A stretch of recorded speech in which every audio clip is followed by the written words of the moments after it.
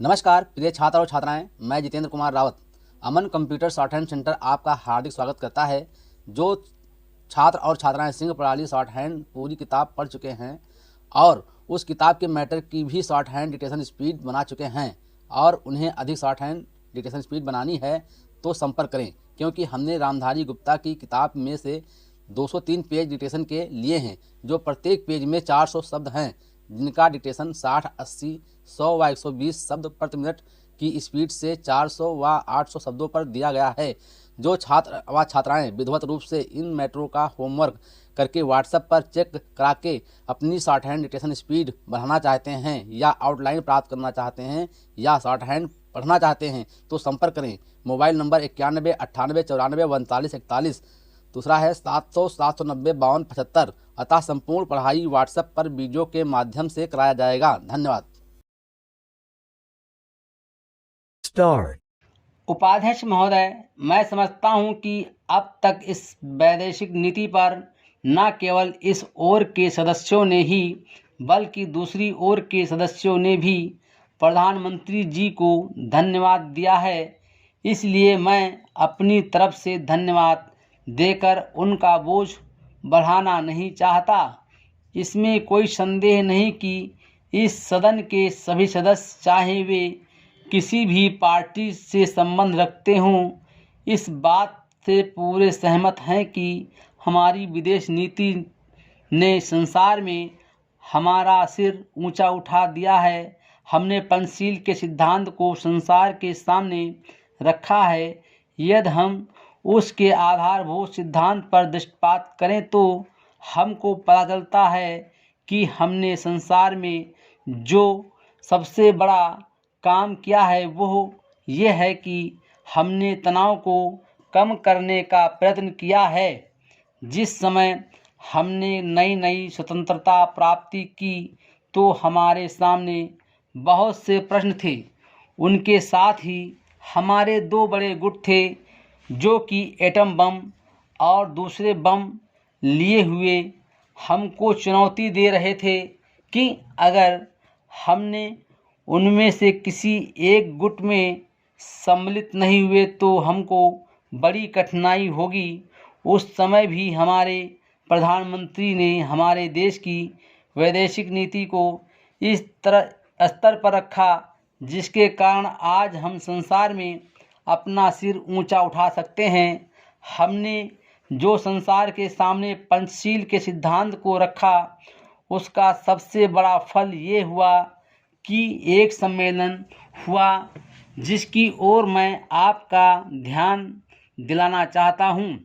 इस सम्मेलन में बड़े उत्साह के साथ संसार के 29 राष्ट्रों ने, जो कि एशिया और अफ्रीका से संबंध रखते थे, ये घोषणा की कि हम संसार में तनाव कम करना चाहते हैं और साथ ही साथ हम ये चाहते हैं कि संसार में जो विभिन्न सामाजिक और आर्थिक नीतियां हैं वे साथ साथ चल सकें। हमारी वैदेशिक नीति में जो सबसे महत्वपूर्ण चीज़ है वो है सह अस्तित्व की भावना। उसी भावना के फलस्वरूप हम देखते हैं कि आज कोरिया का युद्ध नहीं हुआ, जो एक तीसरे विश्व युद्ध के रूप में परिवर्तित हो सकता है। हमारी इस नीति के कारण हमारे अमेरिकी मित्र हमसे कुछ अप्रसन्न भी हो गए, लेकिन यदि हम ऐसा ना करते तो आज संसार को तीसरा युद्ध देखना पड़ता। मैं बहुत ज़्यादा समय नहीं लूँगा, थोड़ा ही लूँगा। उपाध्यक्ष महोदय, मैं निवेदन कर रहा था कि जब हम कोई प्रश्न उठाएं तो यह देखें कि हम इसमें से कहां तक बढ़ा सकते हैं। किसी चीज़ का मूल्य क्या हो, महंगी पड़े या सस्ती पड़े, इसको हमें विशेष नहीं देखना है। गांधी जी ने कितनी ही बार हम लोगों को यह बात समझाई कि मूल्य किसी चीज़ का रुपये पैसे में क्या है, यह कोई महत्व की बात नहीं है। आप जानते होंगे कि एक वस्तु जो कि हमारे देश में बहुत सस्ती मिलती है, वही वस्तु दूसरे देश में महंगी मिलती है। इतना निवेदन करने के बाद अब मैं श्रम विभाग की जो रिपोर्ट है उसकी एक मद की ओर तुरंत आ जाता हूँ। जैसा कि पहले मैंने कहा, मैं समझता हूँ कि हमारे इस श्रम विभाग का महत्व दिन पर दिन बढ़ेगा। बहुत से प्रश्न हैं जिनकी तरफ आपका ध्यान भी नहीं है, उन प्रश्नों को आपको लेना पड़ेगा। आज आपका श्रम विभाग अधिकतर औद्योगिक श्रमिकों की ओर ध्यान दे रहा है। अभी हमारे माननीय सदस्य ने जो खेतिहर मजदूरों की दशा सुधारने की ओर भी आपका ध्यान दिलाया था और बतलाया था कि आज उनकी कैसी खराब हालत हो रही है, मैं उनसे पूरी तरह सहमत हूँ।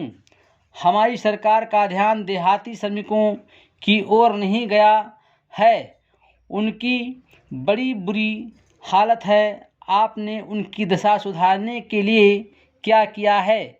मैं पूछना चाहता हूं कि जो लाखों और करोड़ों आदमी देहातों में बेकार बैठे हुए हैं, उनको मजदूरी और काम दिलाने के लिए आप क्या कर रहे हैं? करीब 7 लाख आदमी नौकरियों के लिए प्रार्थी है, जैसा कि रिपोर्ट में लिखा है। उनके अतिरिक्त कितने लाखों और करोड़ों आदमी देहातों में बेकार बैठे हुए हैं और कितने ही आधी बेकारी की हालत में हैं, और श्रम विभाग उन बेकारों और आधी बेकारी वालों की संख्या पता लगाने में असमर्थ है। उनकी संख्या हमको कहीं नहीं मिलती है। मेरा निवेदन ये है कि हमारे देश में बेकारी बहुत अधिक है। जितना अधिक हम बेकारी को दूर कर सकें, उतना ही अधिक हम अपने देश और समाज को सुखी बनाएंगे। इस कार्य में आपका और आपके विभाग का दायित्व बहुत अधिक है। जो भी नया काम आरंभ होता है, उसका दायित्व श्रम विभाग पर रहता है। धन जनता की भलाई के लिए खर्च होना चाहिए। Full stop.